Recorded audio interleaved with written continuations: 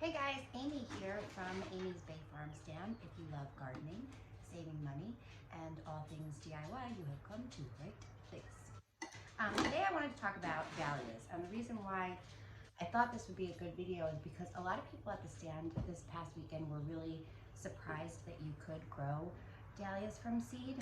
Traditionally they're grown from tubers, and this was news to me too. This is the first year I've ever done it. So last year I decided I wanted dahlias in the garden and I wanted a lot of them.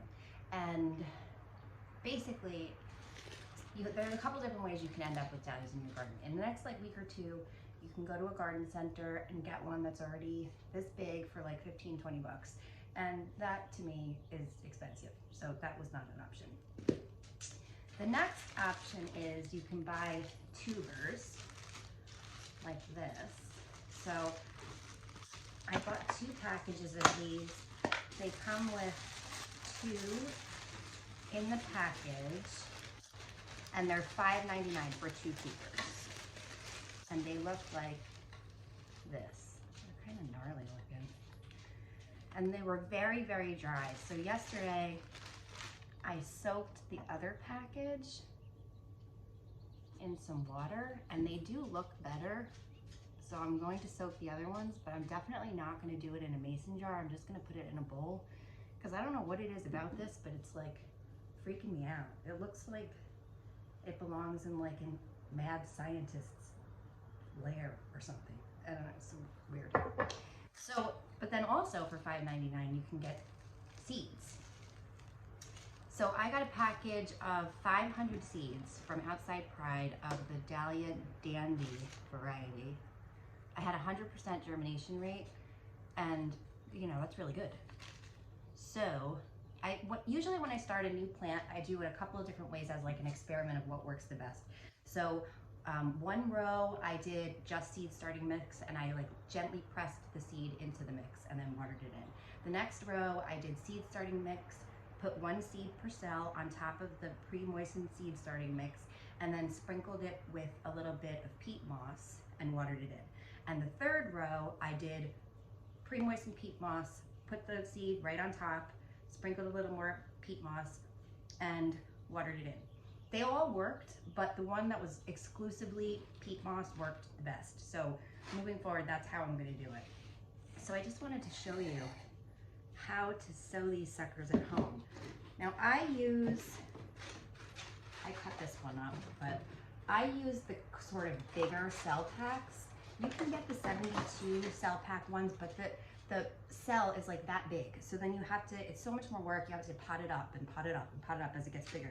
Like they can hang out in that for a while. Like if you look at it, even transferring this to a 4-inch pot, it's not that much bigger. So what you want to do, I should be wearing gloves, but I hate gloves. So not much peat left. And this is actually already pretty moist. So this is the peat moss. You want it like not dripping, but enough so that when you mix it up, it like, yeah, that's probably a little too wet even. You want to just be able to form it into a ball. Shove it in there. Now the reason why I pre-moisten everything is because if you don't do that, and I have skipped this step because I'm lazy, then it just overflows, the seeds go into other cells, and it's a hot mess. So take the extra time, pre-moisten the stuff, just like that, nice and packed in. And then you're gonna put 1 seed. It said on the package do 2 to 3, but what a waste. Then you have to like pick out the best one, and like do 1 in each one. And if it works, it works, and if it doesn't, it doesn't. Less is more. So then I just put the seed right on top there, and I sprinkle a little bit more peat on it.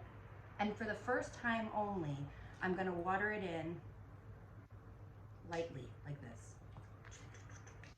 So this little contraption I got for free when I bought these grower things, it's handy or whatever, but it's completely not necessary. Last year before I had them, I can't find a top, but just pretend this had an actual top on it. You just take a super tiny drill bit and then you can use it that way. Now, after the initial watering in, I never, ever, ever water plants on top. You can, but it's just, you have so much more of a chance of the leaves getting moldy and whatever. So pretend this is full. I would lift this up, and then with my watering can, just fill the bottom of the tray.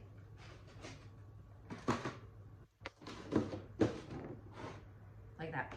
And these will live under lights.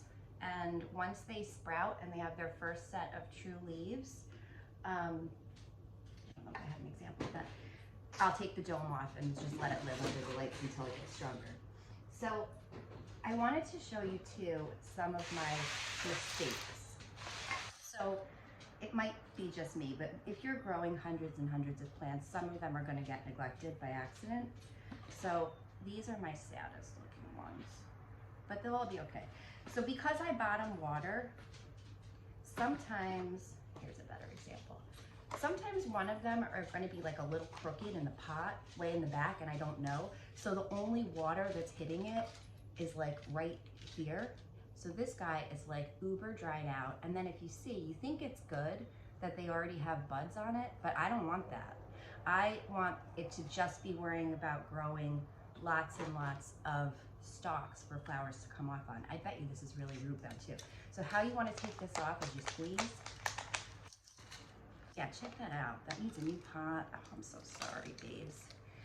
So yeah, you think it's good that the buds are on there, but no, you don't want that yet. You want it just to be working on growing nice, strong roots and lots of greenery. That's going to get more flowers later. And that's another reason why I bottom water everything. So if you imagine this was in a pot, if you are watering from the bottom, the roots have to like reach down to touch the water, and that makes them stronger, and it tells it to shoot up more green. So that's that with dahlias. You can totally grow them from seed. So the only cons I would say to growing from seed is that it's a seed mix. So like I've gotten a pink one, an orange one, a red one, yellow, double colored, double bloomed, whatever. You don't really know what you're gonna get. If you buy the tuber, you know that this flower is gonna look exactly like that. But also to note, if you're growing from seed, over this growing season, this guy is going to form a tuber of his own. So if you choose in the fall to dig these up and store them over the winter, you just have to mark and remember this was a yellow one, this was a pink one, and then you'll have a ton of tubers. So try it, it worked for me. Happy gardening, y'all. Bye.